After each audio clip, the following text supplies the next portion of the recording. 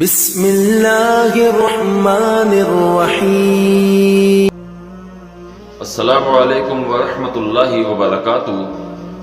احکام و مسائل رمضان المبارک میں آپ کو خوش آمدید کہتے ہیں۔ امید ہے کہ آپ صحت و ایمان کی مضبوط حالت میں ہوں گے۔ دعا ہے اللہ رب العالمین آپ کو ایسے ہی ہنستا مسکراتا رکھے۔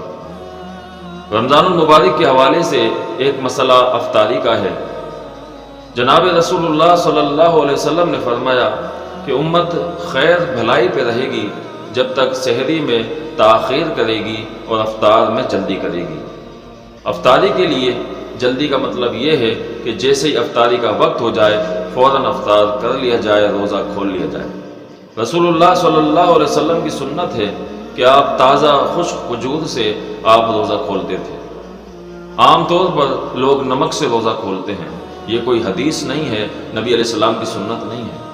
اگر کھجور نہیں ہے تو پھر پانی سے روزہ کھولا جائے، اور روزہ کھولنے کے لیے نبی علیہ السلام کی جو دعا بتلائی ہوئی ہے وہ دعا ہے کہ جب بندہ روزہ کھولے، روزہ افطار کرے تو بسم اللہ کہہ کے وہ کھجور تناول کرے، اس کے بعد پانی پیے یا شربت پیے۔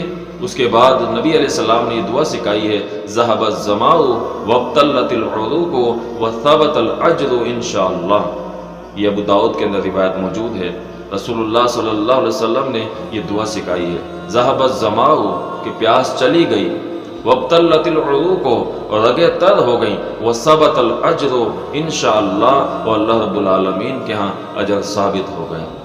یہ آپ علیہ السلام کی سنت ہے، آپ کا طریقہ ہے۔ اللہ تعالیٰ سے دعا ہے اللہ تعالیٰ میں سمجھ کی عمل کی توفیق عطا فرمائے۔ السلام علیکم ورحمۃ اللہ وبرکاتہ۔